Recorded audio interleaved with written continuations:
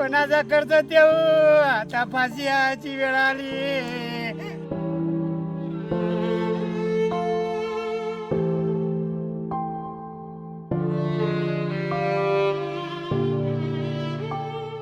यवतमाळ जिल्ह्यात अतिवृष्टीमुळे खरीप हंगाम उद्ध्वस्त झालाय.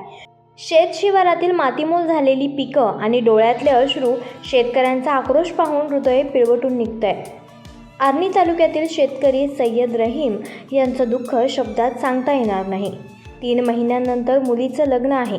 5 एकरात सोयाबीन पेरलं आणि अतिवृष्टीमुळे ते पूर्ण मातीमोल झालं. आता लग्न कसं करायचं असा प्रश्न त्यांना सतावत आहे. शेतात उभं राहून त्यांनी हंबरडा फोडला आणि तोच व्हिडिओ सोशल मीडियावर व्हायरल झाला. तर घाटंजी तालुक्यातील भांबोरा गावचे शेतकरी संजय नुसरसिंग राठोड यांचं शेत नाल्याकाठी आहे. मुसळधार पावसामुळे त्यांच्या कपाशीचं पीक वाहून गेलं. आता त्यांचं संपूर्ण कुटुंब आर्थिक संकटात सापडलं आहे. यवतमाळमधील या 2 शेतकऱ्यांच्या कथा केवळ त्यांच्याच नाहीत, तर संपूर्ण शेतकरी वर्गाच्या वेदना सांगतात. पिकं गेली, आशा हरवली.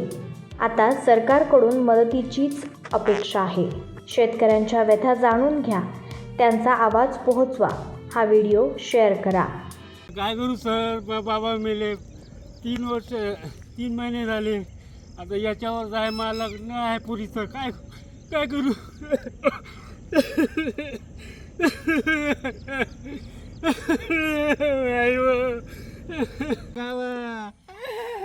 शाळेत पैसे कुठून आणावं.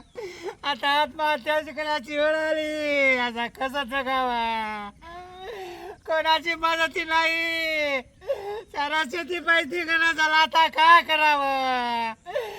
साहेबाला बोलावं कोणा तरी. पाणी